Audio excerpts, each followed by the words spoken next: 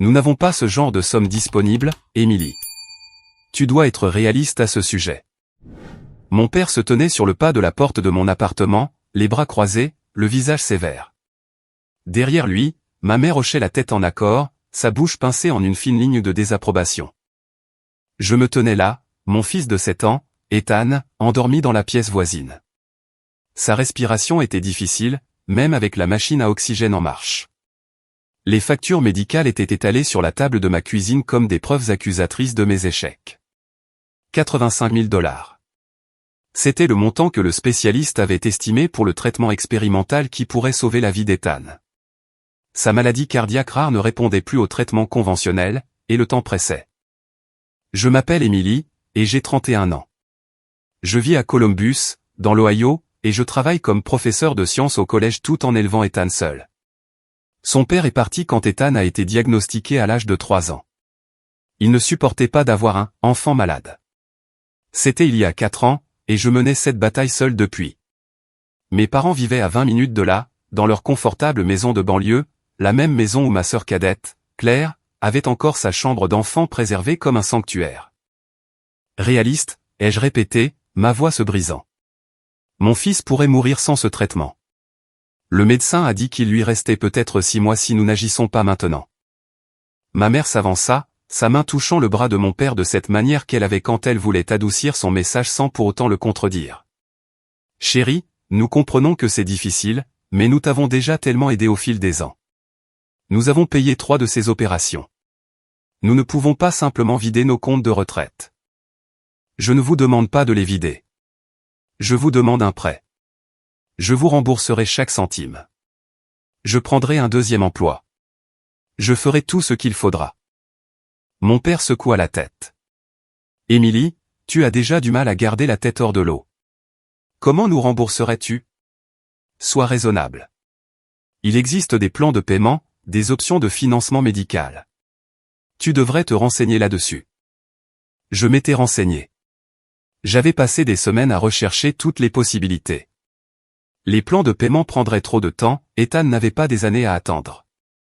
Les sociétés de financement médical voulaient des taux d'intérêt qui m'enterreraient pendant des décennies, et la plupart ne m'approuveraient de toute façon pas parce que j'étais déjà noyé sous les dettes médicales. J'ai tout essayé, ai-je dit doucement. Vous êtes mon dernier espoir. L'expression de ma mère s'adoucit légèrement, et pendant un instant, j'ai cru qu'elle pourrait convaincre mon père. Mais il a repris la parole, la voix ferme. Nous ne pouvons pas le faire, Émilie. Je suis désolé, mais nous devons aussi penser à notre propre avenir. Nous ne rajeunissons pas. Ils sont partis peu après, et je suis resté à la fenêtre, regardant leur voiture s'éloigner. Le poids de leur refus s'est abattu sur moi comme une couverture étouffante. Je suis entré dans la chambre d'Ethan et me suis assise à côté de son lit, écoutant le sifflement régulier de la machine à oxygène. Sa petite poitrine se soulevait et s'abaissait de manière inégale. Il avait l'air si paisible dans son sommeil, ignorant que ses propres grands-parents venaient de sceller son destin. Le lendemain, j'ai passé des appels. J'ai contacté tous les membres de la famille auxquels je pouvais penser, des cousins éloignés, les frères et sœurs de ma mère, quiconque pourrait aider. La plupart ont offert leur sympathie et de petites sommes qui ne feraient pas une grande différence. Ma tante Teresa a envoyé 500 $ avec un mot disant qu'elle aurait aimé que ce soit plus. J'ai apprécié chaque centime, mais j'essayais de remplir un océan avec une petite cuillère. 2 semaines plus tard, en rentrant d'une journée particulièrement éprouvante à l'école, j'ai trouvé Ethan luttant pour respirer. Ses lèvres avaient une teinte bleutée qui a déclenché une panique en moi. J'ai appelé l'ambulance, et ils l'ont transporté d'urgence à l'hôpital. Les médecins l'ont stabilisé, mais le cardiologue m'a prise à part avec une expression sombre. Son état se détériore plus vite que nous ne l'avions prévu, a dit le docteur Morrison. Sans le traitement dont nous avons discuté, je dirais qu'il lui reste 3 mois au maximum, peut-être moins. J'ai hoché la tête, engourdi, incapable de parler à cause de la boule que j'avais dans la gorge. Mon bébé avait 3 mois à moins que je ne trouve 85 000 $. Ce soir-là, j'ai lancé une campagne de financement participatif, mettant tout mon cœur dans la description, partageant des photos du sourire éclatant d'Ethan avant qu'il ne tombe si malade. Des amis l'ont partagé, des professeurs de mon école ont fait des dons, même certains parents de mes élèves ont contribué. Mais après 2 semaines, je n'avais récolté que 12 000 $. Ce n'était même pas proche d'être suffisant. Puis est arrivé l'appel de Claire. La voix de ma sœur était haletante d'excitation. « Émilie, j'ai une nouvelle incroyable. Jeffrey m'a demandé en mariage. Nous allons nous marier. » J'ai essayé de rassembler de l'enthousiasme malgré la lourdeur dans ma poitrine. « C'est merveilleux, Claire. Félicitations. Je sais, n'est-ce pas? Et maman et papa sont incroyablement généreux. Ils paient pour tout le mariage. Tu te rends compte? Ils ont dit qu'on pouvait avoir tout ce qu'on voulait. Aucune limite de budget. Jeffrey et moi pensons à un mariage à l'étranger. Peut-être en Italie ou dans le sud de la France. Oh, Émilie, ça va être absolument parfait. Ma main s'est crispée autour du téléphone. Aucune limite de budget? Aucune. Papa a dit que c'est le jour spécial de sa petite fille et que rien n'est trop beau. Nous rencontrons des organisateurs de mariage la semaine prochaine. Le mariage n'aura pas lieu avant 1 an, mais nous voulons commencer à planifier maintenant pour être sûr d'avoir exactement ce que nous voulons. Je me tenais là, dans mon minuscule appartement, des factures médicales empilées sur chaque surface, mon fils luttant pour chaque respiration dans la pièce voisine, et j'écoutais ma sœur s'extasier sur son budget de mariage illimité. Quelque chose de froid et de dur s'est formé dans ma poitrine, une graine de compréhension qui prendrait racine et grandirait dans les mois à venir. Les mois qui ont suivi ont été un tourbillon de visites à l'hôpital et de désespoir grandissant. J'ai utilisé au maximum toutes mes cartes de crédit, contracté des prêts personnels à des taux d'intérêt prédateurs, et vendu tout ce que je possédais de valeur. La bague de ma grand-mère, la seule chose de ma propre mère qu'on m'avait donnée, est allée chez un prêteur sur gage pour $800. Ma voiture a été remplacée par une berline de 15 ans qui fonctionnait à peine. J'ai déménagé de mon appartement d'une chambre à un studio pour économiser sur le loyer. Pendant tout ce temps, les préparatifs du mariage de Claire avançaient comme une force de la nature irrésistible. Chaque dîner de famille, chaque appel téléphonique, chaque interaction revenait d'une manière ou d'une autre au mariage. Mes parents étaient absorbés par cela, assistant à des dégustations dans des restaurants 5 étoiles, visitant des lieux en Toscane par appel vidéo, discutant d'arrangements floraux qui coûtaient plus que mon salaire mensuel. J'ai essayé d'être heureuse pour Claire. Vraiment. C'était ma petite sœur, et il fut un temps où nous étions proches. Mais cette proximité s'était estompée au fil des ans, car il était devenu clair que nos parents nous voyaient très différemment. Claire était l'enfant prodige, celle qui faisait tout bien. Elle avait obtenu son diplôme universitaire avec mention, décroché un emploi prestigieux dans une agence de marketing, et fréquentait le bon type d'hommes issus de bonnes familles. J'étais celle qui était tombée enceinte à 23 ans d'un homme qui s'est avéré être un bon à rien, qui avait choisi l'enseignement plutôt qu'une carrière plus lucrative, qui ne pouvait même pas garder son fils en bonne santé. Un soir de juillet, ma mère m'a appelé. « Émilie, chérie, nous devons parler du mariage. » Qu'y a-t-il à ce sujet? J'étais épuisé, venant de terminer une session de cours d'été et d'avoir passé 3 heures à l'hôpital avec Ethan. « Eh bien, Claire veut que tu sois demoiselle d'honneur, bien sûr, mais les robes vont coûter environ $300, et il faut que tu commandes la tienne bientôt. » $300. J'ai fait le calcul dans ma tête. C'était presque assez pour 2 semaines de médicaments pour Ethan. Je ne sais pas si je peux me le permettre en ce moment. Il y a eu une pause. Émilie, c'est le mariage de ta sœur. Je sais, mais les choses sont vraiment serrées. Les frais médicaux d'Ethan. Tu parles toujours des frais médicaux d'Ethan, m'a interrompu ma mère, sa voix prenant un ton sec. Je comprends qu'il soit malade, mais la vie continue pour le reste d'entre nous. C'est le jour spécial de Claire. J'ai fermé les yeux. Puis-je y réfléchir? La date limite pour commander est la semaine prochaine. Claire tient absolument à t'avoir dans le cortège. Après avoir raccroché, je me suis assise dans l'obscurité de mon studio et j'ai pleuré. Comment en étions-nous arrivés là? Comment ma famille était-elle devenue si aveugle à ce qui se passait? Mon fils était en train de mourir, et il s'inquiétait des robes de demoiselle d'honneur et des plans de table. L'état d'Ethan a continué à se dégrader. Le traitement expérimental n'était plus une option, nous avions manqué la fenêtre. Les médecins sont passés aux soins palliatifs, se concentrant sur son confort. Chaque jour, je voyais mon fils s'éteindre un peu plus, son esprit vif s'estomper en même temps que sa force physique. Il a cessé de demander quand il pourrait retourner à l'école. Il a cessé de parler de vouloir devenir scientifique quand il serait grand. Il savait, de la manière dont les enfants savent parfois, que son temps était compté. J'ai pris un congé sans solde de mon travail pour être avec lui. Mon directeur était compréhensif, mais c'était un congé non rémunéré, ce qui signifiait que ma situation financière déjà précaire est devenue catastrophique. J'ai postulé à tous les programmes d'aide, toutes les subventions, toutes les œuvres de charité que je pouvais trouver. La plupart avaient des listes d'attente de plusieurs mois ou des critères que je ne remplissais pas. En septembre, 5 mois après le refus de mes parents de m'aider, a eu lieu l'enterrement de vie de jeune fille de Claire. Ma mère m'a appelé pour tout me raconter. Elles avaient loué une villa dans la Napa Valley pour le week-end. 12 des amis les plus proches de Claire. Toutes dépenses payées par nos parents. Dégustation de vin, soins au spa, un chef privé.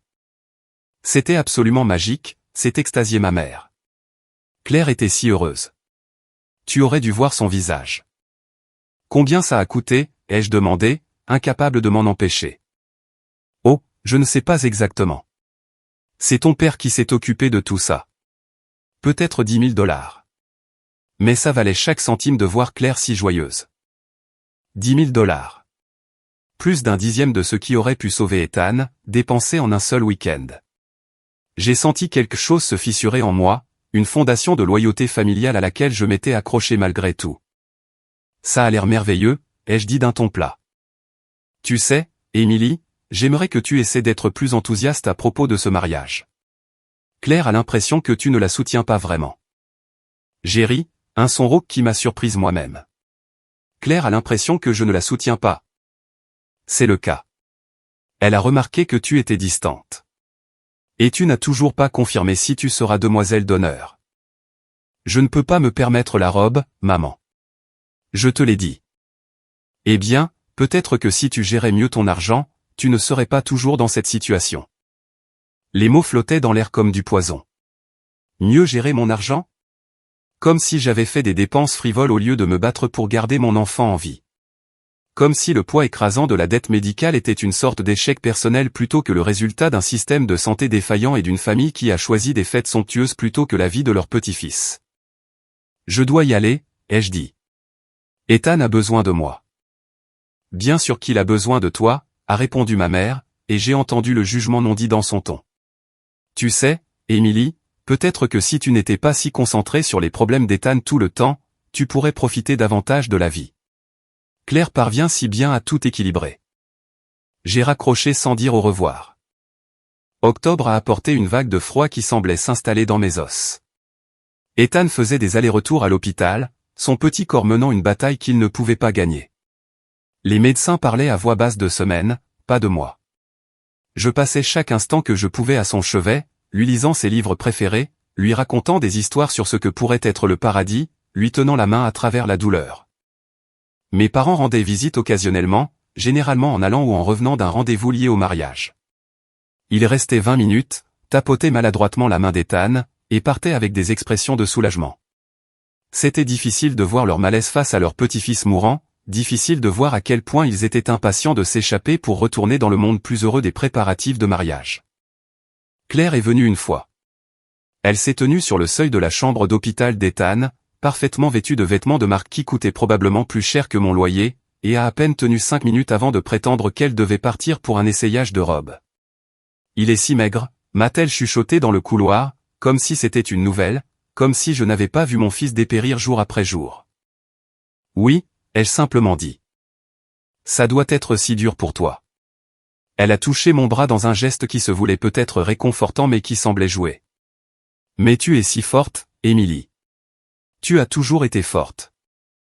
J'avais entendu ce mot si souvent au cours de l'année écoulée, généralement de la part de personnes soulagées de ne pas avoir à être assez forte pour gérer cela seule. Assez forte pour ne pas avoir besoin d'aide. Assez forte pour regarder son enfant mourir pendant que sa famille dépensait une fortune pour une fête. Le mariage est dans 3 semaines, a poursuivi Claire. J'espère vraiment que tu reconsidéreras d'être demoiselle d'honneur. Cela signifierait tellement pour moi, et ce serait peut-être bon pour toi. Tu sais, une chance de célébrer quelque chose d'heureux, de faire une pause de tout ça. Une pause, comme si je pouvais prendre des vacances de la mort de mon fils. Comme si je pouvais afficher un sourire et enfiler une robe hors de prix et prétendre que tout allait bien pendant qu'Ethan luttait pour chaque respiration. J'y réfléchirai, Ai-je menti, parce que c'était plus facile que d'expliquer ce que ces mots me faisaient ressentir. Les invitations de mariage étaient arrivées à mon appartement 2 mois plus tôt. Du papier cartonné épais avec des lettres dorées en relief. Le faire-part seul coûtait probablement $50 par invité. Je faisais le calcul automatiquement maintenant, convertissant tout en traitements médicaux que nous ne pouvions pas nous permettre. Les invitations auraient pu être un mois de kinésithérapie. L'acompte pour le lieu aurait pu être une année de médicaments. J'ai appris plus tard que le coût final du mariage de Claire était de $230 000. Le chiffre résonnait dans ma tête comme un cri. Ils avaient dépensé près de 3 fois ce qui aurait pu sauver la vie d'Ethan pour une seule journée de célébration. Le lieu seul coûtait $80 000, à peu près ce que j'avais supplié. Les fleurs coûtaient $15 000. La nourriture, $40 000. La robe, $12 000. J'ai appris ces chiffres progressivement à travers des conversations surprises et des mentions désinvoltes de ma mère. Elle n'avait aucune idée de ce que chaque chiffre me faisait, de la façon dont chaque montant ressemblait à une blessure au couteau. Ou peut-être qu'elle le savait et s'en fichait tout simplement. 2 semaines avant le mariage, Ethan a eu une journée particulièrement mauvaise. Son cœur lâchait, les moniteurs hurlaient leurs avertissements, les infirmières se précipitaient. Je me tenais à côté de son lit, serrant sa petite main, et je regardais l'équipe médicale se battre pour le stabiliser. Ils ont réussi, mais le docteur Morrison m'a prise à part ensuite. Emily, il ne lui reste plus beaucoup de temps. Des jours, peut-être une semaine. Je pense que vous devriez envisager d'appeler la famille, quiconque pourrait vouloir dire au revoir. J'ai appelé mes parents. Mon père a répondu, l'air distrait. Emily, nous sommes en plein milieu des préparatifs du dîner de répétition. Est-ce que ça peut attendre? Ethan est en train de mourir, ai-je dit, la voix creuse. Le médecin dit des jours au plus. Il y a eu une pause alors. Oh, Emily, je suis tellement désolé. As-tu besoin que nous venions? As-tu besoin que nous venions? Mon fils, leur petit-fils, était en train de mourir, et il me demandait si j'avais besoin qu'il vienne. Oui, ai-je dit. Je pense qu'Ethan voudrait vous voir. Bien sûr. Nous essaierons de passer demain. Nous avons la visite finale du lieu dans l'après-midi, mais peut-être le matin. Ils sont venus le lendemain, arrivant à 10 heures avec des gobelets Starbucks à la main. Ils sont restés 15 minutes. Ethan était à peine conscient, sa respiration laborieuse même avec l'oxygène au maximum. Ma mère a pleuré un peu, s'épongeant les yeux avec un mouchoir qui coûtait probablement plus cher que le petit déjeuner d'Ethan. Mon père se tenait raide près de la porte, vérifiant sa montre 2 fois. Nous devons y aller, a finalement dit mon père. Le fleuriste nous attend à 11 heures. Le fleuriste, ai-je répété, engourdi. Pour les centres de table. Il est important que ce soit parfait. Il n'y a pas de temps pour les erreurs si près du mariage. Il semblait inconscient de l'ironie de ses paroles, debout dans une pièce où l'erreur ultime, choisir les fleurs plutôt que la famille, était sur le point de réclamer sa dernière victime. Ils sont partis avec la promesse de revenir bientôt, des promesses que je savais qu'ils ne tiendraient pas. Claire n'est jamais venue dire au revoir à son neveu.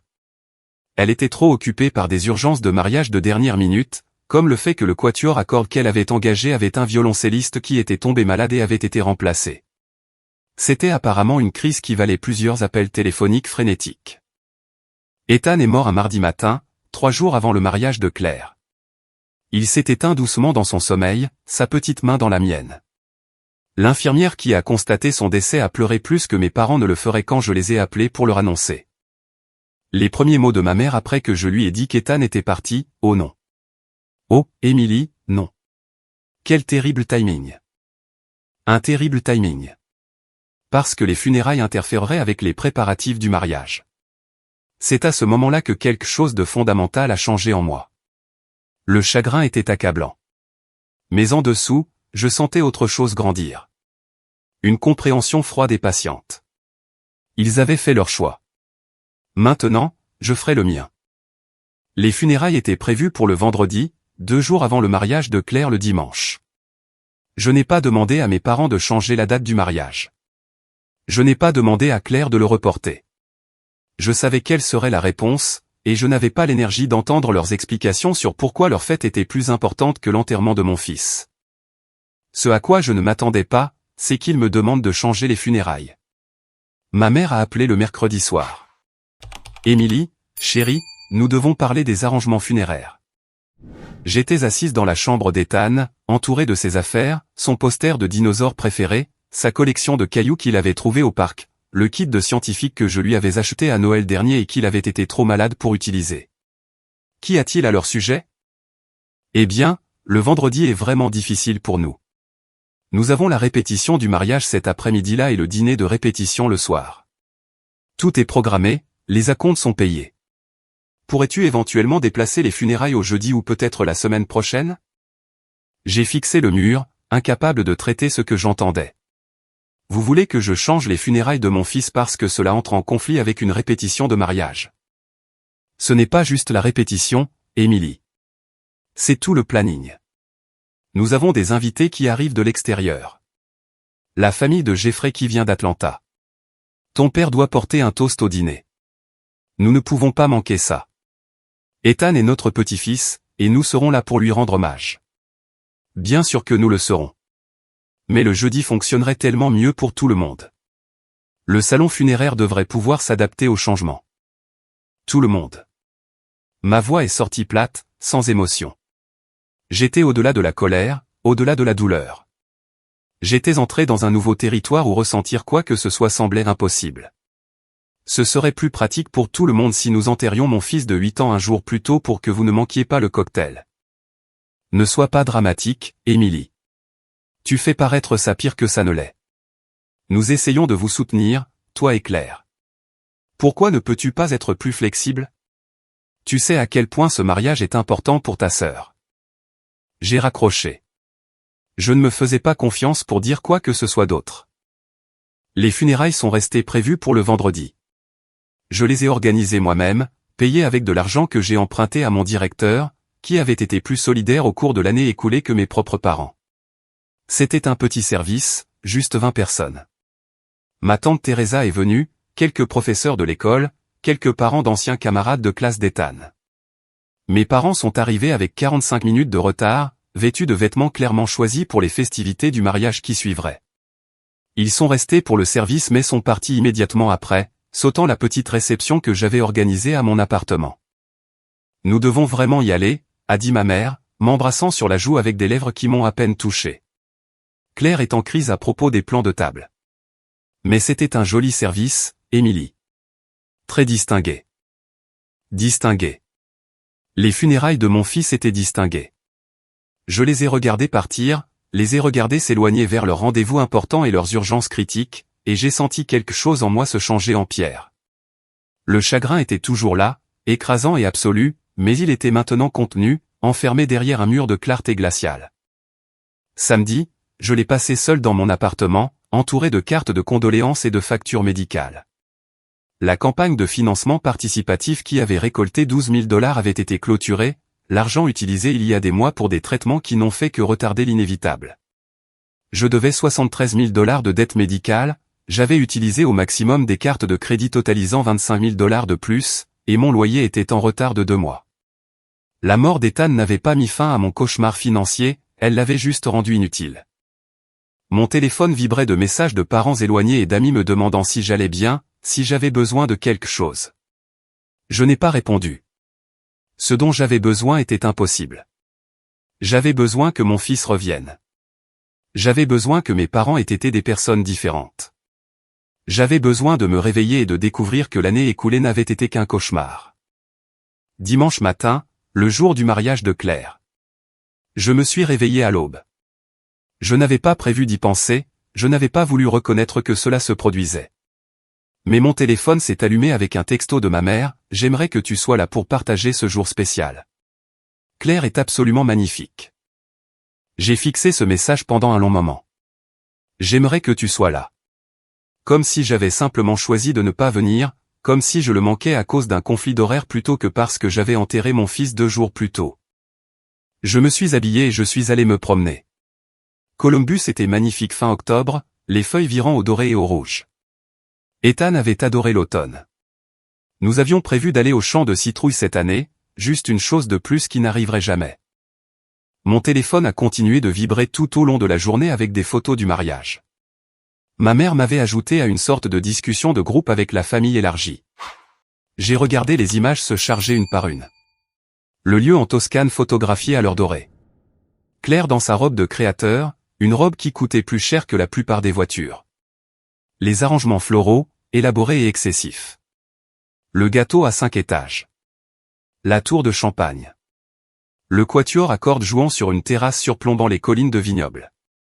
230 000 $ de célébration pendant que le corps de mon fils reposait dans un cimetière où je ne pouvais même pas encore me permettre une pierre tombale digne de ce nom. J'ai fait défiler les photos avec un étrange sentiment de détachement. Tout le monde avait l'air si heureux. Mon père dans son smoking, rayonnant de fierté. Ma mère, élégante dans sa robe de mère de la mariée qui coûtait probablement 3 000 $. Claire et son nouveau mari, les visages rayonnants de joie et de possibilités. Des membres de la famille élargie que j'avais appelés en suppliant de l'aide, maintenant vêtus de leurs plus beaux atours, célébrant avec du champagne qui coûtait plus cher la bouteille que ce qu'ils avaient donné au fond de traitement d'éthane. Une photo montrait mes parents en train de danser, la tête de ma mère renversée en arrière dans un rire. La légende disait, le plus beau jour de ma vie. Tellement béni. J'ai posé mon téléphone et je suis allé dans la salle de bain. Je me suis regardé dans le miroir. J'avais perdu 7 kilos le mois dernier, et mes yeux étaient enfoncés, cernés d'ombres sombres. J'avais l'air d'avoir vieilli de 10 ans. J'avais l'air de quelqu'un qui avait regardé son enfant mourir pendant que sa famille faisait la fête. Ce soir-là, seul dans mon studio, je me suis fait une promesse. Ce n'était pas fini. Ils pensaient pouvoir se débarrasser de la vie d'Ethan, se débarrasser de moi, et passer à leur joyeuse célébration sans conséquence. Ils pensaient que leur argent, leur statut social et leurs priorités égocentriques pouvaient les protéger de toute responsabilité. Ils avaient tort. Je ne savais pas encore comment, mais je leur ferais comprendre ce qu'ils avaient fait. Je leur ferais ressentir une fraction de ce que j'avais ressenti. Pas exactement de la vengeance. De la justice. Un règlement de compte. J'ai sorti un carnet et j'ai commencé à tout noter, chaque conversation, chaque refus, chaque montant en dollars. J'ai documenté la chronologie, quand j'avais demandé de l'aide, quand ils avaient refusé, quand la planification du mariage de Claire avait commencé, quand Ethan était mort. J'ai noté qui était aux funérailles, qui ne l'était pas. J'ai noté chaque dépense que ma mère avait mentionnée pour le mariage. Je n'étais pas sûr de ce que je ferais de ces informations, mais je savais que j'en avais besoin. Des preuves. Une preuve. Un enregistrement de tout ce qui avait été pris à Ethan. À moi. Mon téléphone a de nouveau vibré. Un autre texto de ma mère. De retour d'Italie. Épuisée, mais si heureuse. La première danse de Claire et Jeffrey était magique. Je t'enverrai la vidéo. J'ai répondu. Contente que vous ayez passé un bon moment. 3 points sont apparus, ont disparu, sont réapparus. Finalement, nous passerons te voir la semaine prochaine. Je suis sûr que tu te sens mieux maintenant. Se sentir mieux. Comme si le deuil suivait un calendrier. Comme si une semaine après la mort de votre enfant, on s'attendait à ce que vous soyez rétabli et prête à entendre à quel point la fête de quelqu'un d'autre était magique. Je n'ai pas répondu. Les semaines après le mariage se sont écoulées dans un brouillard gris. J'ai repris le travail, me déplaçant à travers mes journées comme un fantôme. Mes élèves étaient gentils, plus doux avec moi qu'ils ne l'avaient jamais été. L'administration m'avait accordé un congé de deuil prolongé, mais j'avais refusé. J'avais besoin de la structure, besoin de quelque chose pour remplir les heures qui étaient autrefois consommées par les rendez-vous chez le médecin, les horaires de médicaments et l'espoir. Mes parents appelaient de temps en temps, de brefs appels qui ressemblaient plus à des obligations qu'à une véritable préoccupation. « Comment tiens-tu le coup ?» demandait-il, puis il comblait le silence avec des nouvelles de la lune de miel de Claire, des projets de rénovation qu'il prévoyait, des plans pour les fêtes. Ils n'ont jamais mentionné Ethan. C'était comme s'il n'avait jamais existé, comme si reconnaître son absence risquait de gâcher leur bonne humeur. Claire a envoyé un seul texto. « Je suis désolé pour tout. J'espère que nous pourrons surmonter ça. » Surmonter ça. Surmonter le fait d'avoir vu mon fils mourir, surmonter d'avoir été abandonné par ma famille, surmonter le fait qu'elle ait eu un mariage à $250 000 pendant que mon enfant suffoquait à mort parce que nous ne pouvions pas nous permettre le traitement. Je n'ai pas répondu à ça non plus. En décembre, 2 mois après la mort d'Ethan, mes parents m'ont invité au dîner de Noël. J'ai failli refuser, mais la curiosité l'a emporté. Je voulais les voir, comprendre comment ils vivaient avec ce qu'ils avaient fait. Leur maison était décorée comme une page de magazine, un sapin de 3,5 mètres, décoré par des professionnels, des guirlandes et des lumières sur chaque surface. L'odeur d'un traiteur cher emplissait l'air. Claire et Jeffrey étaient déjà là quand je suis arrivé, l'air bronzé et détendu de leur lune de miel à Bali. Émilie. Ma mère m'a serré dans ses bras, son parfum écrasant. Je suis si contente que tu sois venue. Tu nous as manqué. Je suis resté raide dans son étreinte. Merci de m'avoir invité. Le dîner était élaboré. Côte de bœuf, queue de homard, accompagnement que je ne pouvais pas nommer. Du vin que mon père a fièrement annoncé coûter $200 la bouteille. Tout le monde parlait et riait, partageant des histoires du mariage, de la lune de miel, de leur vie confortable. Je suis resté assise en silence, poussant la nourriture dans mon assiette. Émilie, tu es si silencieuse, a dit Claire, sa voix portant ce ton concerné qui n'atteignait pas ses yeux. Est-ce que ça va? Je vais bien. Tu sais, Jeffrey et moi pensions. Peut-être que tu devrais envisager de déménager ailleurs. Un nouveau départ pourrait t'aider à guérir. Columbus a trop de tristes souvenirs maintenant. Je l'ai regardée, cette femme qui était ma sœur de nom seulement. Où irais-je? Je ne sais pas. Quelque part de moins cher, peut-être. Je sais que tu as des difficultés financières. L'entreprise de Jeffrey a un bureau à Kansas City. Le coût de la vie est beaucoup plus bas. Nous pourrions t'aider à trouver quelque chose. M'aider à déménager. Éliminer le rappel inconfortable de leur choix. J'y réfléchirai, ai-je dit. Un autre mensonge. Mon père s'est raclé la gorge. Émilie, ta mère et moi avons discuté de ta situation. Nous pensons que tu devrais envisager la faillite. C'est la chose responsable à faire, étant donné ta dette. La faillite pour tes factures médicales. Tu ne les rembourseras jamais avec un salaire d'enseignante. Mieux vaut faire table rase et recommencer. Recommencer. Comme si Ethan était une erreur à corriger, une erreur financière à radier. Nous pourrions t'aider à trouver un bon avocat spécialisé en faillite, a ajouté ma mère. Ton père en connaît plusieurs. J'ai posé ma fourchette avec précaution. Vous savez ce qui aurait aidé? 85 000 $ il y a 15 mois. La table est devenue silencieuse. Claire a regardé Jeffrey, mal à l'aise. Le sourire de ma mère s'est figé. Émilie, a dit mon père, sa voix portant un avertissement. Nous avons déjà réglé ça. Vraiment? Parce que je ne me souviens pas que nous en ayons vraiment discuté. Vous avez dit non, et c'était tout. Nous avons pris une décision difficile basée sur notre situation financière. Votre situation financière? J'ai fait un geste autour de la pièce. Ça ne ressemble pas à des difficultés financières. Le mariage à 230 000 $ ne suggère pas de difficultés financières. Le visage de Claire a rougi. Ce n'est pas juste. Ah non? Je me suis levé, ma chaise raclant contre leur parquet coûteux. Vous avez dépensé près de 3 fois ce qui aurait pu sauver la vie d'Ethan en une seule journée. Une fête. Des fleurs, un gâteau et une robe que tu ne porteras qu'une fois. Émilie, ça suffit, a dit mon père, se levant également. Son visage était rouge, en colère. Nous avons fait le choix que nous pensions être le bon. Nous n'allons pas nous excuser d'avoir soutenu le bonheur de ta sœur. Et la vie d'Ethan? Qu'en est-il de soutenir ça? Il était malade, a dit ma mère, la voix tremblante. Les médecins ont dit qu'il n'y avait aucune garantie que le traitement fonctionnerait. Nous n'allions pas jeter de l'argent par les fenêtres pour quelque chose qui n'aurait peut-être même pas aidé. Mais vous jetteriez 2 fois plus pour des cadeaux d'invités et des centres de table qui ont fini à la poubelle le lendemain. Sors, a dit mon père. Si tu comptes être irrespectueuse, tu peux partir. J'ai attrapé mon manteau. Ne t'inquiète pas, je m'en vais. Tu es juste amère parce que ta vie n'a pas tourné comme tu le voulais, m'a lancé Claire. Ce n'est pas de notre faute si tu as fait de mauvais choix. Je me suis arrêté à la porte et je me suis retourné. Ils étaient tous debout maintenant, un front uni contre moi. Mes parents, ma sœur, son mari. Tous confortables, en sécurité, juste dans leur position. De mauvais choix, ai-je répété. Comme faire confiance à sa famille. Comme croire que le sang signifiait quelque chose. Comme penser que vous choisiriez votre petit-fils plutôt qu'une fête. Je suis sorti dans la nuit froide de décembre et je suis monté dans ma voiture déglinguée.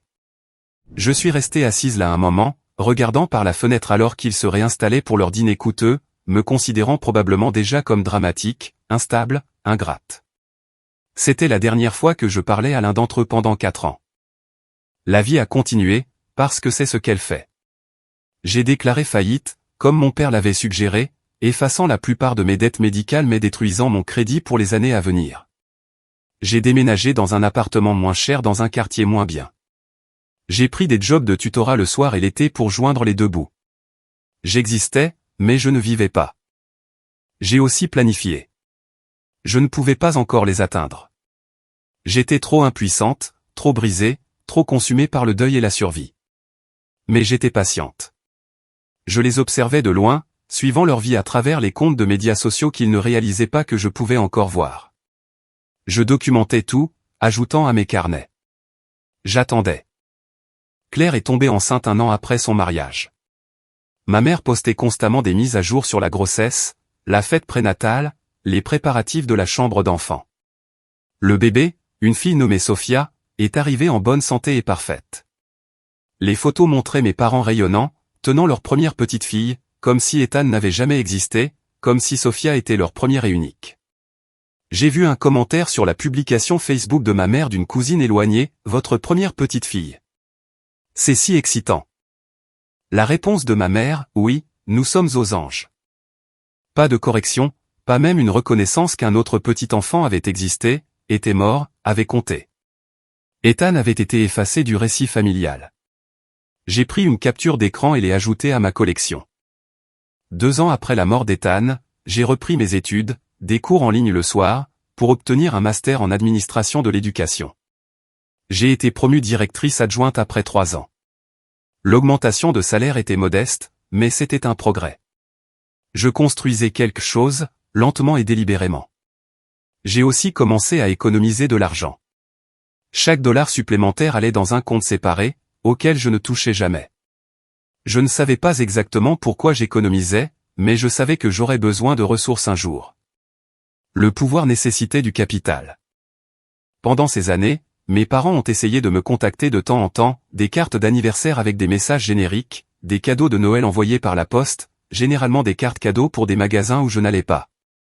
Mon père a appelé une fois pour me dire qu'ils avaient créé un petit fonds d'études pour Sophia et se demandait si je voulais y contribuer. Je lui ai raccroché au nez. Claire a envoyé un faire-part de naissance quand elle a eu son 2e enfant, un garçon nommé Jackson. La carte présentait une photo professionnelle de leur famille parfaite, des vêtements chers et des sourires sincères. Au dos, quelqu'un avait écrit « J'espère que tu vas bien », comme une pensée après coup. J'ai gardé chaque carte, chaque faire-part, chaque rejet désinvolte. Des preuves. 4 ans après la mort d'Ethan, j'étais directrice d'un collège prospère, gagnant assez pour vivre confortablement. Bien que je garde encore un style de vie modeste, je m'étais reconstruite à partir de rien, j'avais créé une vie qui avait un but et un sens même sans la personne qui lui avait donné les deux. J'avais aussi continué à suivre les activités de ma famille. Le mari de Claire, Jeffrey, avait été promu vice-président de son entreprise. Ils avaient acheté une plus grande maison dans un quartier exclusif. Mes parents s'étaient mis au golf, rejoignant un country club coûteux. Ils voyageaient fréquemment, postant des photos de plages et de villes européennes. La vie était belle pour eux, plus que belle. Puis, au début du printemps, quelque chose a changé. J'ai reçu un email d'une adresse que je ne reconnaissais pas. La ligne d'objet disait « Affaires familiales importantes ». J'ai failli le supprimer comme un spam, mais quelque chose m'a poussé à l'ouvrir. Émilie ? C'est ta tante Teresa. Je te contacte parce que je pensais que tu devrais savoir que ton père a perdu son emploi il y a 3 mois. Il a essayé de garder ça secret, mais la situation est grave.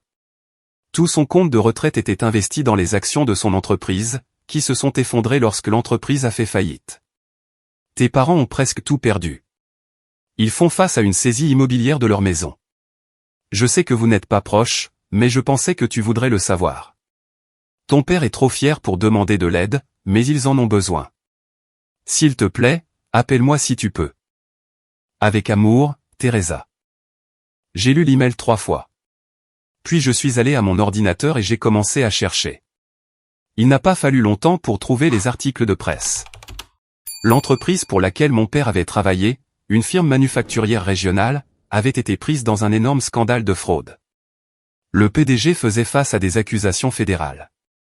L'entreprise avait déclaré faillite, et des milliers d'employés avaient perdu leur emploi et leurs économies de retraite. Le nom de mon père apparaissait dans plusieurs articles comme l'un des cadres supérieurs qui avait tout perdu. Je me suis adossé et j'ai fixé l'écran. Après toutes ces années, après avoir bâti leur vie confortable sur la tombe de la mémoire de mon fils, ils avaient tout perdu. Le karma, diraient certains. La justice, diraient d'autres.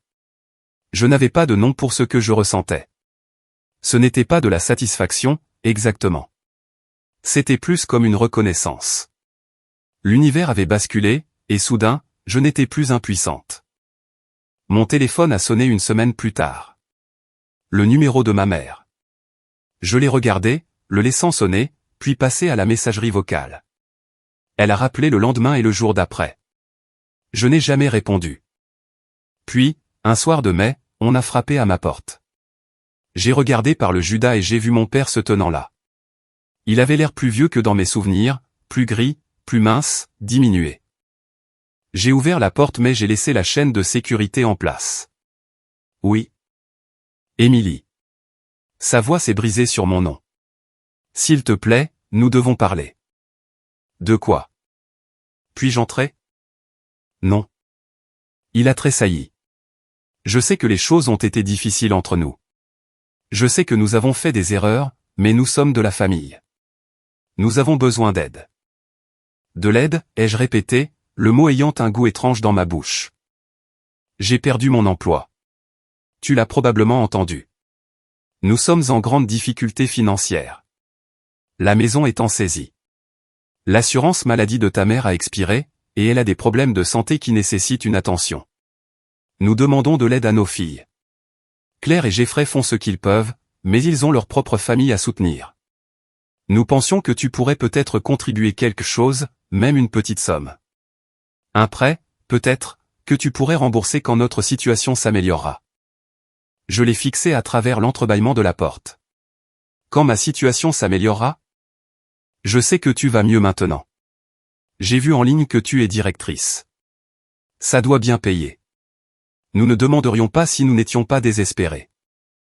Désespérés, ai-je dit doucement. C'est intéressant. Je me souviens avoir été désespéré une fois. Son visage s'est coloré. Émilie, s'il te plaît.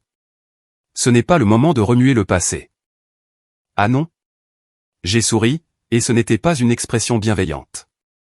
Vous me demandez de l'argent parce que vous faites face à la ruine financière. Ça me dit quelque chose. C'est différent. Comment? Nous sommes tes parents.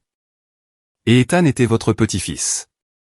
Le silence s'est étiré entre nous comme un gouffre. De combien avez-vous besoin, ai-je finalement demandé. L'espoir a jailli dans ses yeux. Nous devons environ 90 000 $ sur la maison. Si nous pouvions trouver cette somme, nous pourrions la garder. Mais n'importe quoi aiderait. Même 20 000 ou 30 000 $ nous donneraient le temps de trouver une solution. 90 000 $. Plus que ce qui aurait pu sauver Ethan. J'ai senti quelque chose de froid et de final s'installer dans ma poitrine. J'y réfléchirai, ai-je dit, et j'ai fermé la porte à son nez. Derrière la porte fermée, je me suis appuyé contre le mur et j'ai souri. Enfin, après 4 ans d'attente, de planification, de me reconstruire à partir de rien, l'opportunité que j'attendais était arrivée. Maintenant venait le règlement de compte. Je n'ai pas contacté mes parents pendant 2 semaines. Laissez-les attendre. Laissez-les se demander. Laissez-les ressentir l'anxiété de l'incertitude. Chaque jour qui passait, leur situation devenait plus critique. Je le savais parce que j'avais commencé à vérifier les listes publiques de saisies immobilières. Leur maison, la maison où j'avais grandi, était prévue pour une vente aux enchères dans 45 jours. Pendant ces 2 semaines, ma mère a appelé 17 fois. Mon père a appelé 9 fois. Claire a envoyé 3 longs textos expliquant comment nos parents avaient toujours fait de leur mieux, comment c'étaient de bonnes personnes qui avaient fait quelques erreurs, comment la famille était censée pardonner et s'entraider. L'ironie lui échappait apparemment. Je n'ai répondu à aucun d'eux. Au lieu de cela, j'ai fait des recherches. J'ai examiné leur situation financière aussi minutieusement que possible de l'extérieur. La maison valait environ 320 000 $, et ils devaient 90 000 $. Ils avaient une valeur nette, mais pas assez pour recommencer ailleurs dans de bonnes conditions.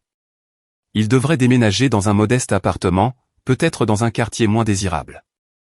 Ils devraient apprendre à vivre de la sécurité sociale et de ce que mon père pourrait grappiller d'un nouvel emploi, si quelqu'un voulait embaucher un cadre disgracié de 63 ans.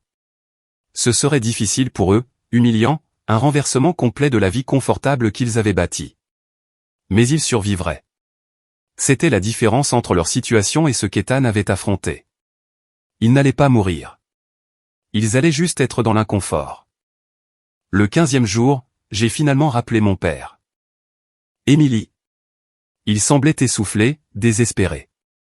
Dieu merci. J'avais si peur que tu n'appelles pas. J'ai réfléchi à votre demande. Et je pouvais entendre l'espoir dans sa voix, pathétique et nue. Je veux vous rencontrer. Vous tous. Toi, maman et Claire. Nous devons avoir une conversation. Bien sûr. Bien sûr. Quand? Où? Nous pouvons venir chez toi, ou nous pourrions nous rencontrer quelque part de neutre. Ce que tu préfères. Mon appartement. Samedi à 14 h. Nous y serons. Merci, Émilie. Tu ne sais pas ce que cela signifie pour nous. J'ai raccroché sans répondre. Le samedi est arrivé, froid et gris, un temps approprié pour ce que j'avais prévu. J'avais passé la matinée à me préparer, à disposer des chaises dans mon petit salon, à poser un dossier sur la table basse. J'avais imprimé des documents, les avais organisés chronologiquement. Tout était prêt. Ils sont arrivés à 14 h précises, tous les trois. Mon père avait l'air pire qu'à ma porte, son costume flottant sur une silhouette qui avait perdu du poids. Ma mère semblait avoir vieilli d'une décennie, ses cheveux plus gris que dans mon souvenir, son visage marqué par l'inquiétude. Claire avait l'air mal à l'aise, habillée trop formellement pour mon appartement minable, serrant son sac à main de créateur comme un bouclier. Émilie, a dit ma mère, faisant un mouvement comme pour me serrer dans ses bras. J'ai reculé. Asseyez-vous. Ils se sont installés sur mon canapé d'occasion, assis serrés les uns contre les autres comme des enfants convoqués devant un directeur, ce que, je suppose, ils étaient. Je suis resté debout. Vous m'avez demandé 90 000 $. Nous savons que c'est beaucoup, a commencé mon père, mais nous sommes prêts à offrir une garantie, à signer un accord de prêt formel. Nous te rembourserions avec intérêt. Comment, ai-je demandé d'un ton plat. Vous n'avez aucun revenu. Maman ne travaille pas. Avec quoi me rembourseriez-vous? Je cherche du travail. Quelque chose finira par arriver. À 63 ans. Avec ta réputation liée à un scandale de fraude? Il a tressailli. Ce n'était pas de ma faute. Je n'avais aucune idée de ce que faisait le PDG. L'ignorance n'est pas l'innocence. Vous étiez un cadre supérieur. Vous auriez dû savoir. Mais nous ne sommes pas ici pour discuter de vos échecs professionnels. Nous sommes ici pour discuter de votre demande d'argent. Vas-tu nous aider, a demandé ma mère, sa voix faible. Ça dépend. J'ai d'abord quelques questions. J'ai ouvert le dossier et j'en ai sorti le premier document. Vous souvenez-vous de cette conversation? Le 16 mai, il y a 4 ans. Je suis venu vous voir et j'ai demandé 85 000 $ pour payer le traitement d'Ethan. Le visage de ma mère a pâli. Émilie, nous avons déjà réglé ça. Vraiment? Parce que je ne pense pas que nous l'ayons fait. Pas vraiment. Pas honnêtement. J'ai brandi le document, une impression de ma page de financement participatif original avec le coût du traitement clairement indiqué. 85 000 $. Vous m'avez dit que vous ne pouviez pas vous le permettre, que vous deviez penser à votre propre retraite, que je devais être réaliste. Nous avons pris la meilleure décision que nous pouvions à l'époque, a dit mon père avec raideur. Vraiment? J'ai sorti un autre papier. C'est un reçu de l'organisateur de mariage de Claire. Coût total des services, 230 000 $, payé en totalité par vous, 18 mois après que vous m'ayez dit que vous ne pouviez pas vous permettre 85 000 $ pour sauver la vie de votre petit-fils. Claire s'est levée. Ce n'est pas juste. Tu déformes tout. Assieds-toi, ai-je dit, ma voix assez dure pour qu'elle obéisse. Je n'ai pas fini. J'ai sorti d'autres documents, les posant sur la table basse un par un. Lieu du mariage, 80 000 $. Fleurs, 15 000 $. Traiteur, 40 000 $. Robe, 12 000 $. Photographe, 8 000 $. Divertissement, 10 000 $. Dois-je continuer? Qu'est-ce que tu veux de nous, a exigé mon père. Des excuses. Très bien. Nous sommes désolés. Nous avons fait une erreur. C'est ça que tu veux entendre? Une erreur, ai-je répété doucement. Vous pensez que choisir une fête plutôt que la vie de votre petit-fils était une erreur? Nous ne savions pas qu'il allait mourir, a chuchoté ma mère. Si, vous le saviez. Les médecins vous l'ont dit. Je vous l'ai dit. Vous saviez, et vous ne vous en souciez pas assez pour aider. J'ai sorti un autre document, celui qui me faisait le plus mal à regarder, une photo d'Ethan dans son lit d'hôpital, prise 2 semaines avant sa mort. Voilà ce que 85 000 $ aurait sauvé. Cet enfant. Votre petit-fils. Vous vous souvenez de lui? Ma mère s'est mise à pleurer. Claire a détourné le regard. Mon père a fixé la photo avec une expression que je ne pouvais pas lire. Émilie, s'il te plaît, a dit ma mère à travers ses larmes. Nous savons que nous t'avons laissé tomber.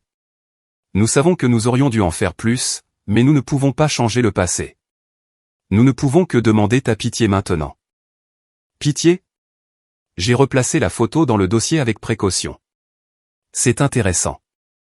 Je ne me souviens pas avoir reçu beaucoup de pitié quand je vous ai supplié de m'aider. Quand j'ai vendu tout ce que je possédais, quand j'ai utilisé au maximum toutes mes cartes de crédit, quand j'ai déménagé dans un studio et mangé des nouilles instantanées pour pouvoir payer les médicaments d'Ethan. Nous ne comprenions pas à quel point c'était grave, a dit mon père. Vraiment? Je vous l'ai dit plusieurs fois. Je vous ai montré les factures médicales. J'ai expliqué que sans traitement, il mourrait. Quelle partie de cela n'était pas claire? Silence. Mais vous compreniez parfaitement à quel point le mariage de Claire était important. Vous compreniez que les centres de table devaient être exactement parfaits, que le lieu devait être parfait, que votre fille méritait ce que l'argent pouvait acheter de mieux. Je me suis assise en face d'eux, ma voix calme et mesurée. Voici ce que j'ai appris au cours des 4 dernières années. Vous n'avez pas aidé Ethan parce que vous ne le vouliez pas. Ce n'était pas une question d'argent. Vous aviez l'argent. Vous l'avez prouvé. C'était une question de choix. Vous avez choisi ce qui comptait pour vous. Ce n'est pas vrai, a protesté Claire. Ils essayaient de protéger leur retraite. Vraiment? Parce qu'ils ont dépensé près de 3 fois leur préoccupation de retraite pour ton mariage. Les maths ne mentent pas, Claire. Les priorités non plus. Mon père s'est penché en avant. Émilie, je comprends que tu sois en colère. Tu as tout à fait le droit de l'être. Mais vas-tu vraiment nous punir maintenant, alors que nous avons le plus besoin de toi? Vas-tu être aussi cruel que tu penses que nous l'avons été? Cruel, ai-je dit, goûtant le mot. Est-ce cruel de faire des choix basés sur ce qui compte pour vous? Est-ce cruel de décider que vos ressources devraient aller à vos propres priorités plutôt qu'à la crise de quelqu'un d'autre? Parce que c'est ce que vous m'avez appris. C'est la leçon que vous m'avez donnée quand Ethan était en train de mourir. Alors, tu ne nous aideras pas, a dit ma mère d'un ton plat. Je n'ai pas dit ça. J'ai pris le dossier et j'en ai sorti un chèque que j'avais préparé. Je suis prête à vous donner 90 000 $.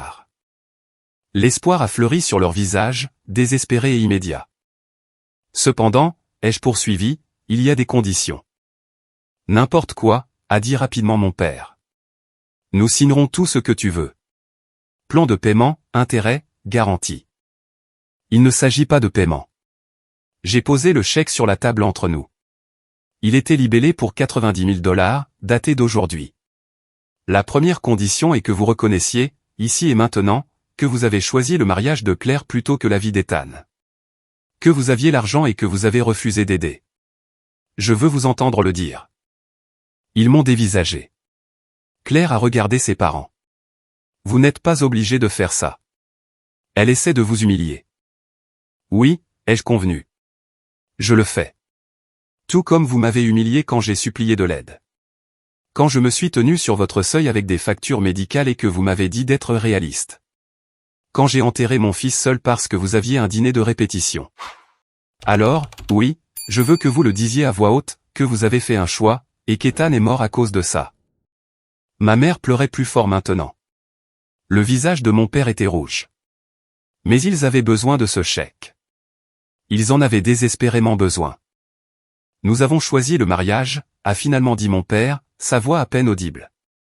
Nous avions l'argent, et nous avons choisi de le dépenser pour le mariage de Claire au lieu du traitement d'Ethan. Et, ai-je incité. Et il est mort parce que nous n'avons pas aidé. Maman, j'ai regardé ma mère. Nous aurions dû t'aider, a-t-elle chuchoté. Nous aurions dû le sauver. Nous avons eu tort. Je me suis tourné vers Claire. Et toi? Quel est ton rôle dans tout ça? Je ne savais pas, a-t-elle dit rapidement. Je ne savais pas qu'il refuserait d'aider Ethan. Vraiment? Tu ne t'es jamais demandé d'où venait l'argent pour ton mariage somptueux? Tu n'as jamais trouvé bizarre que je te demande de déplacer ton enterrement de vie de jeune fille parce qu'Ethan était à l'hôpital et que tu as refusé? Tu n'as jamais remis en question le fait d'avoir ton mariage 3 jours après les funérailles de ton neveu? Elle n'avait pas de réponse. Voici la deuxième condition, ai-je poursuivi. Vous prenez cet argent, vous sauvez votre maison, et vous ne me contactez plus jamais. Pas de carte d'anniversaire, pas de cadeau de Noël, pas d'appel téléphonique. Vous me retirez complètement de vos vies, de la même manière que vous avez retiré Ethan de vos souvenirs. Vous retournez à prétendre que je n'existe pas. Émilie, tu ne peux pas penser ça, a dit ma mère. Nous sommes de la famille. Non, les jeux corrigés. Nous partageons de l'ADN. La famille, c'est autre chose. La famille est présente. La famille se sacrifie. La famille ne laisse pas les enfants mourir pendant qu'elle planifie des fêtes. Je me suis levé et j'ai marché jusqu'à ma porte, l'ouvrant. Ce sont mes conditions. Prenez le chèque ou laissez-le. Vous avez 60 secondes pour décider. Ils se sont regardés, une conversation silencieuse se déroulant dans des regards et des expressions. Je les ai regardés calculer, les ai regardés peser leur fierté contre leur désespoir. Cela leur a pris 43 secondes. Mon père a ramassé le chèque. Nous acceptons tes conditions, a-t-il dit, la voix creuse. Bien. Il y a un document sur la table à côté du chèque. C'est un accord formel stipulant que vous n'aurez plus aucun contact avec moi. Signez-le. Ils l'ont signé sans le lire, ce qui m'a dit tout ce que j'avais besoin de savoir sur leur désespoir. La signature de mon père était tremblante. Ma mère pouvait à peine tenir le stylo à travers ses larmes. Claire a signé avec des traits de colère vifs, le visage rouge de rage contenue. Quand ils ont fini, j'ai récupéré le document et je leur ai tendu le chèque. Vous pouvez partir maintenant. Émilie, a commencé mon père, mais je l'ai interrompu. Vous avez accepté les conditions. Pas de contact signifie pas de contact. Partez. Ils sont sortis en silence, ma mère pleurant, les épaules de mon père affaissées, Claire marchant raidement à leur côté. J'ai fermé la porte derrière eux et je l'ai verrouillée. Puis je suis allé dans ma chambre et j'ai ouvert mon ordinateur portable. J'ai consulté mon compte bancaire et j'ai regardé le solde. Les 90 000 $ que je venais de leur donner avaient été transférés de mon épargne ce matin. Ce compte affichait maintenant un solde de 12 000 $.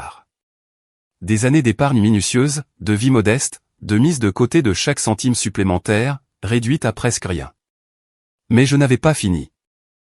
J'ai ouvert ma messagerie et j'ai composé un message à ma tante Teresa, le seul membre de la famille qui avait montré une réelle préoccupation pour moi au fil des ans. J'ai joint un document, une lettre que j'avais écrite il y a des mois, attendant le bon moment pour l'envoyer. Tante Teresa. Je voulais que tu saches ce qui s'est réellement passé avec Ethan. J'ai joint une chronologie complète des événements, y compris toutes les demandes d'aide que j'ai faites et les réponses que j'ai reçues. J'ai également inclus la documentation des dépenses que mes parents ont engagées pendant cette même période, en particulier concernant le mariage de Claire. Je pensais que la famille devrait connaître la vérité. S'il te plaît, partage ceci avec quiconque tu penses devrait le voir. Avec amour, Émilie. J'ai cliqué sur envoyer. Le document que j'avais joint était complet. Chaque conversation, chaque refus, chaque dépense de mariage, chaque facture d'hôpital. La photo d'Ethan dans son lit d'hôpital. Des captures d'écran des publications Facebook de ma mère appelant Sophia sa première petite fille. La chronologie montrant comment mes parents ont assisté au dîner de répétition de Claire au lieu de la réception des funérailles d'Ethan. Tout était exposé en détail chronologique et indéniable. Ma tante Teresa avait un large réseau familial.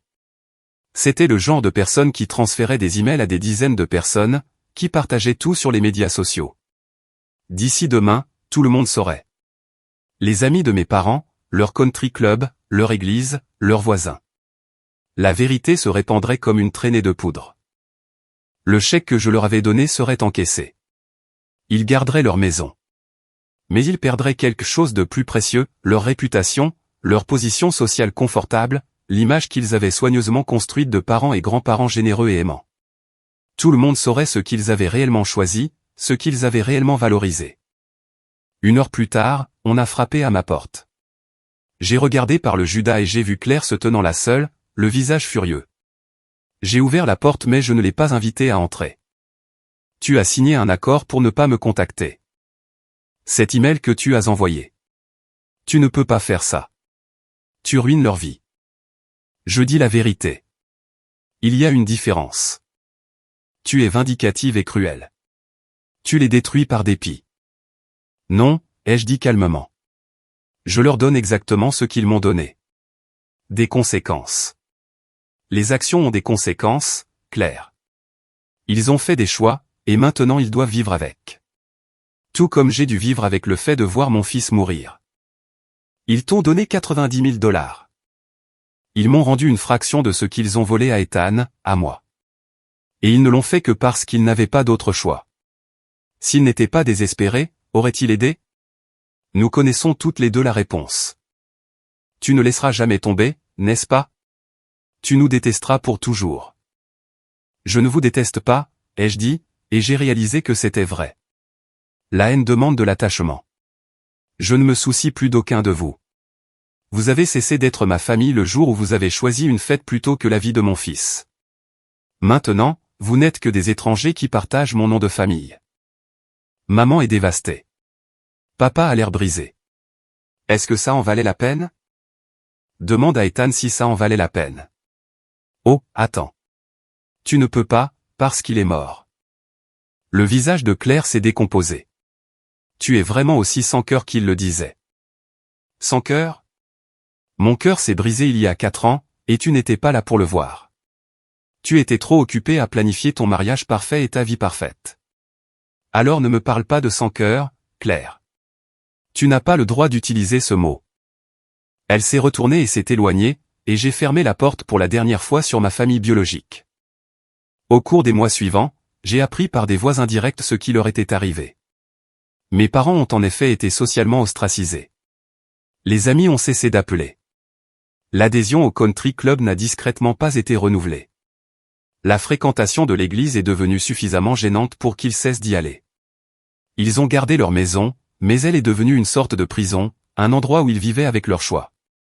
Mon père a finalement trouvé du travail comme consultant, gagnant une fraction de son ancien salaire. Ma mère a développé des troubles anxieux et a commencé une thérapie. Claire et Jeffrey ont déménagé dans un autre état, mettant de la distance entre eux et le scandale. Leurs cartes de Noël, qui avaient autrefois été des productions élaborées, ont complètement cessé d'arriver. J'ai entendu dire que ma mère disait aux gens que j'étais morte, que c'était plus facile que d'expliquer pourquoi sa fille ne voulait plus rien avoir à faire avec elle. Je suppose que j'étais morte pour eux. La fille qui avait été reconnaissante pour des miettes, qui avait accepté d'être la seconde, qui avait ravalé sa douleur pour maintenir la paix. Cette personne n'existait plus. Quant à moi, j'ai continué à construire ma vie. J'ai fini par sortir avec quelqu'un, mais avec prudence. Je me suis fait de vrais amis, le genre qui est présent quand les choses sont difficiles. J'ai voyagé dans des endroits qu'Ethan aurait aimé et j'ai dispersé ses cendres dans de beaux endroits à travers le monde. Je vivais pour nous deux. Les 90 000 $ que j'avais donnés à mes parents en valaient la peine. Non pas parce qu'ils méritaient de l'aide, mais parce que cela m'a permis de tourner la page. J'avais prouvé que j'étais la meilleure personne, celle qui faisait preuve de pitié même quand on ne lui en avait montré aucune. Et puis je suis parti, les laissant vivre avec le poids de leur choix. Certains pourraient dire que j'ai été cruel, que le vrai pardon signifie laisser aller complètement, aider sans condition. Mais ces gens n'ont jamais regardé leur enfant mourir seul pendant que leur famille célébrait ailleurs. Ils n'ont jamais eu à choisir entre l'électricité et les médicaments. Ils n'ont jamais eu à enterrer leur bébé avec de l'argent emprunté tout en sachant $250 avait été dépensé en gâteaux et en fleurs. J'ai donné à mes parents ce qu'ils avaient demandé, à mes conditions. J'avais rempli mon obligation de fille une dernière fois, puis j'avais fermé cette porte pour toujours, tout comme ils avaient fermé la porte à Ethan quand il avait le plus besoin d'eux. En fin de compte, la vengeance n'était pas une question de cruauté. C'était une question de justice, d'équilibre, de s'assurer que les conséquences suivaient les actions. Ils m'ont appris que la famille était conditionnelle, que l'amour avait des limites, que certaines vies comptaient plus que d'autres. J'ai simplement retourné leur leçon, enveloppé dans un chèque qu'ils ne pouvaient pas refuser et une vérité à laquelle ils ne pouvaient pas échapper. Et j'ai avancé vers un avenir dont ils ne feraient jamais partie, portant la mémoire d'Ethan avec moi, enfin en paix.